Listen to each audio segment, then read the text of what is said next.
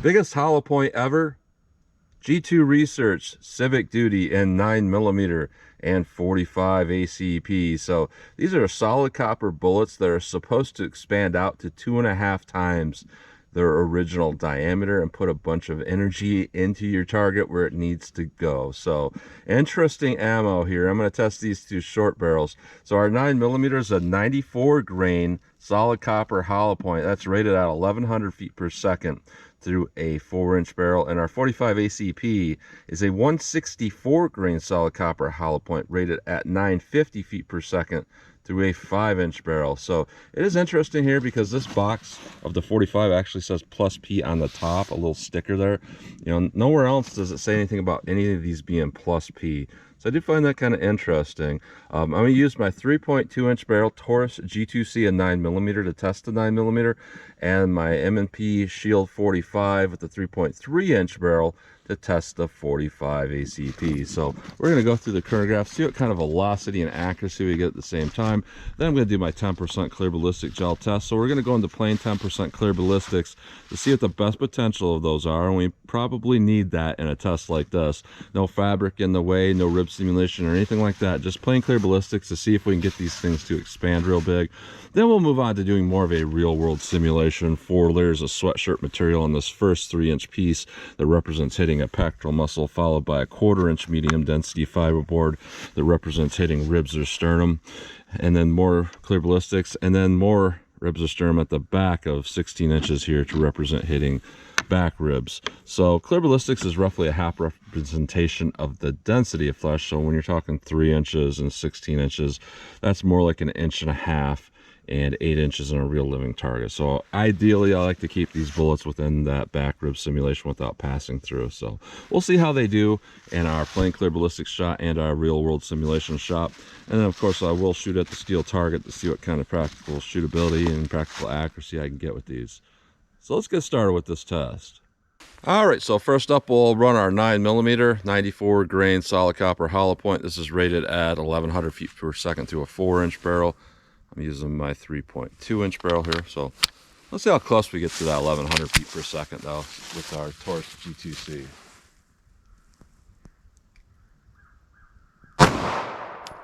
$11.26, $11.26, $11.21, $11.24, $11.28. Wow, above rated velocity, single digit stream spreads.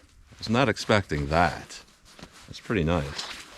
Now our 45 auto, this is rated at 950 feet per second, but through a 5-inch barrel, using just a 3.3-inch barrel. So let's see how close we get to that 950 feet per second through my shield here.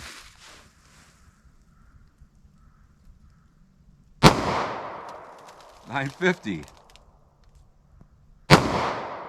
$942, $891, $921, $886. So not quite as consistent, but not too bad overall considering how short this barrel is. So let's hit our ballistics gel block and see how these compare. All right, first up, our plain clear ballistics shot, no fabric that could potentially clog these hollow points and prevent that expansion. So let's see what we get here with our 9mm.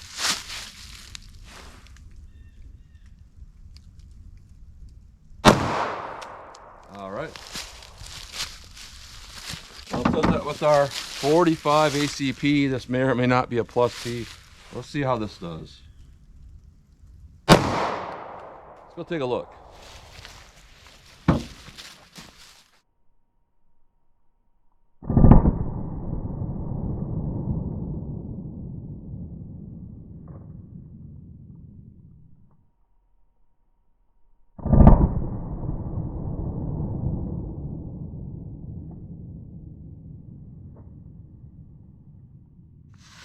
All right, so they kind of sort of did what they're supposed to do. Our 9mm is consistent, but with our 45 ACP, it looks like only half of those petals expanded out, and then it did some weird curving pattern going on here. So interesting. So here's our energy dump, which is really big.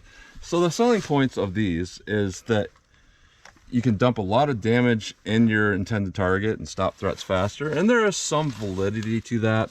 Now, when you look at the FBI, what they're wanting to see and other agencies want to see, they want to see at least 12 inches, and that accounts for going through an arm from a side shot, and to make sure that there's enough penetration to reach something vital. And clear ballistics, or not clear ballistics, but general ballistics gel, organic gel and all that, is roughly a half representation of that depth. So when they're looking at 12 inches, what they're really looking to get is something like 7 inches and a real living target through an arm. When you look at stuff like this does not meet that. It does not even come close, but they're looking at it from, if you're making front-on shots, this will cause a huge amount of trauma. You know, so these are kind of more for regular people, not law enforcement, in my opinion, even though they're considered or named civic duty. They're more of like a concealed carrier option. But what we got going on here with our 9mm, we got about 7.5 inches. The parallax of this camera will throw that off and make it look like it's deeper than what it is from this front on view. But yeah, we're right at 7.5. So what that tells you is that's probably pretty close to 4 inches in an actual living target. That would be enough penetration, but you would really have to make that front-on shot. But if you did make that front-on shot, it's likely going to cause more damage than a traditional hollow point that doesn't expand that big.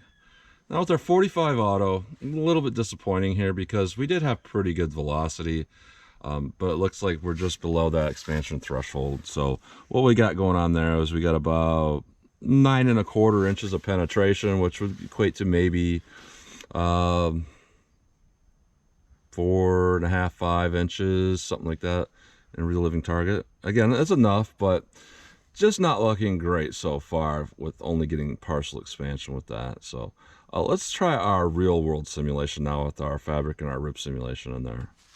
All right, our real world simulation: 4 layers of sweatshirt material followed by 3 inches of clear ballistics that represents hitting a pectoral muscle, followed by a 1/4 inch MDF that represents hitting ribs or sternum, 16 more inches of clear ballistics, and another MDF at the back. Clear ballistics is, again, roughly a half representation of the density of flesh. So, you know, a lot of times gimmicky rounds will fail this test. Most people don't do tests like this, and that is because, you know, you're going to go through a little bit of something gooey, and then you're going to hit something hard, and a lot of times that alone causes issues with gimmicky rounds performing how they're supposed to. But when you actually think about, you know, living body, you know, you're 1 inch, 2 inches of skin and flesh, and then you hit something hard. Well, you know, I'm not going to rely on looking at just plain gel as that's how it's going to perform in a living target. So we'll see what we get here through our real world simulation with our 9mm. All right.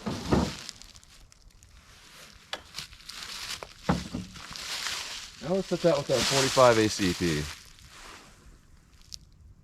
Let's go take a look.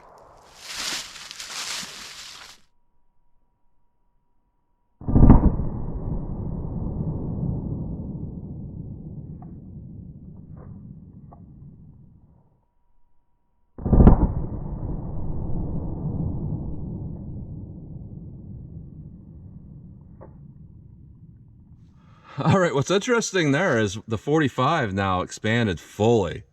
And I will say, this is some of the worst damage I've ever seen in this first 3-inch piece here. So when you're talking like a pain factor alone, yeah, that's gonna do some damage. That's gonna probably cause someone to want to stop fighting.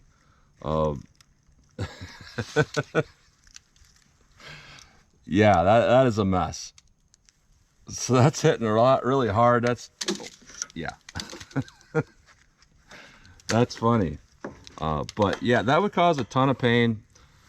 And if it hits something vital on a front-on shot, which I think it could still do, it would cause a ton of damage. Now with our 9mm, we got about 4.25. You know, that's kind of like 2 inches through a real living target. If you hit kind of a chubby pectoral muscle, I don't think that would be enough after going through that and then through ribs to hit something vital. Our 45 auto, maybe we're just shy of 5 inches, maybe. But looking at this, it does look like might not be enough penetration to reliably hit something vital when we're talking ribs in the way. Now, if one of these shots were made lower below the ribs, yeah, I think that would cause major trauma and probably stop a threat really well. But if you hit bones and whatnot, probably not. So it's kind of one of those things, it's one of those trade-off rounds where it's like, I can see the potential, I really can, but at the same time, you're not going to get reliable penetration to where you need it to go with some shots. So maybe I would, if I was going to carry this, I might carry 1, maybe 2 rounds of it, and then the rounds behind that are a traditional jacket hollow point. Because maybe if you made one of these shots, somebody would go down and be like, please stop. And if they don't, well, then you got something more traditional. But I would not, honestly, I would not carry my whole magazine full of all these, because I could see where they might become problematic if you need to stop a threat and you're not getting enough penetration. So let's pull these massive hollow points out of the block. We'll take a closer look at them. And then I'm going to shoot our steel and see what kind of practical accuracy and shootability I can get with these. All right, so here's a close-up look at these bullets going through plain gel, our 9mm over here, and our 45 ACP here. So interesting here because our 9mm did really well, and it's probably just because we did get that rated velocity. So there was enough velocity there to get that consistent expansion, and it was higher than the rated velocity that I got. So that's why we probably got that performance. As we're with our 45, you know, I did use a short barrel and we're going below that expansion threshold. So just half of those petals expanded out. Now, when we look at the ones going through our real world simulation, we actually did get full expansion with all of these, with both of these. And there is a big difference there in the size. If we look at our 9mm here, yeah, that's big, but you know, the 45 auto is just massively big. So that's some really interesting, good performance there when it comes to at least expansion. It's just that we didn't get very good penetration, but they pretty much worked as they were designed when I look at, you know, considering the barrel lengths that I used and considering that even with a little bit less velocity, it still did a pretty good job here. While, you know, with our 45 while going through the rib simulation and fabric. So interesting here, very interesting, cool ammo. So that's a close-up look at those. All right, 25 yards from the target. I'm back this far just because these are solid copper hollow points, and you know, those pieces might break off of those, you know, petals, and they could be unpredictable when they bounce off the steel. So I wanted to come back to 25 yards just to be a little bit safer. So I'm just going to try to hit the target just as quickly as I think I can, just to kind of see how these things would shoot overall. They are pretty light for caliber, so the recoil isn't that bad. So let's say I can do with these from 25 yards, 9mm.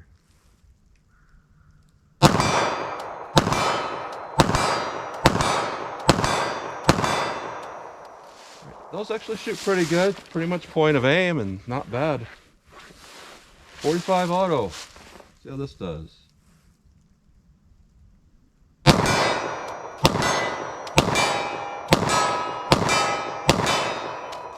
Those shoot pretty good overall. Let me back it up just a little bit more and just see how they shoot from some distance. All right, 40 yards from the target, our dick and drill distance, because why not?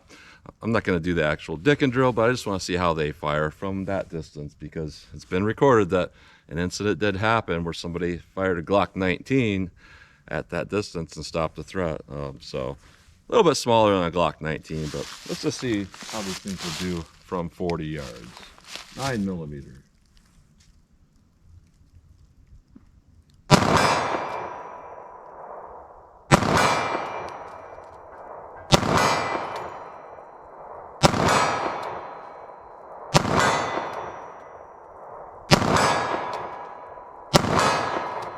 All right, they hit pretty much point of aim for me, which is good at that distance. So 45 ACP, let's see how these things do.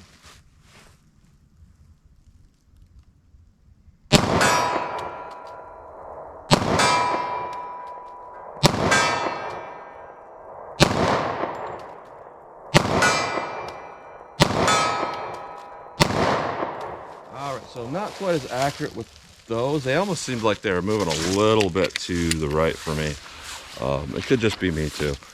But I would say overall, accuracy was good enough. One thing that is standing out here though is the consistency of the 9mm. A little bit more consistent across the board. Very tight velocity spreads, very good accuracy and shootability across the board. The 45 kind of feels a little bit like an afterthought, like not quite as well thought out, not quite as good a performance, but you know, they did release that meant for a 5-inch barrel, so I could see why it probably doesn't work very well in a little bit shorter barrel. So looking at this ammo, it's interesting here. You know, some ammo companies put out junk as far as quality goes. It's just terrible. The bullet might be a good design, but the loadings are terrible and they're just not very much quality control. Some ammo companies, they'll kind of do like bad bullets and then bad quality control on top of that. I've seen that a lot of times. This kind of goes over to, well, very good quality control, very good consistency, very good quality across the board. So I would say that, you know, you're getting what you're paying for as far as the quality wise. It's just that the idea itself is one of those things like, well, is that really going to be a good idea to use those? And in my opinion, across the board, no. Just because you do want something that's going to penetrate enough. You know, those will penetrate just fine on a front-on shot, kind of, sort of. Maybe not. Maybe not. I mean, it's right on that verge of me saying, well, is that enough going through? Probably, but maybe not, depending on the clothing, depending on how chubby somebody is and all of that. But I could see how if they were to make a correct shot, how it could cause a huge amount of trauma, cause a huge amount of pain, and cause a threat to rethink what they're doing a little bit faster than maybe a hollow point that barely expands and zips through or something like that. So I could see how these could be useful. It's just that across the board, I would feel very uncomfortable carrying them. I would want them backed up with something that's more traditional, that's going to penetrate a little bit better. So it's interesting ammo overall. I can't judge it. I don't know what to say other than huge amount of damage, not enough penetration, but that could be a good thing. And they are solid copper, so likely if you hit a hard barrier, they're going to not necessarily break apart and go through it pretty well. Interesting. So I'll leave it to you guys to tell me what you guys think, give your opinions on this ammo. So interesting test. That's what you get today. So as always, comment, share, and like. And thanks for watching.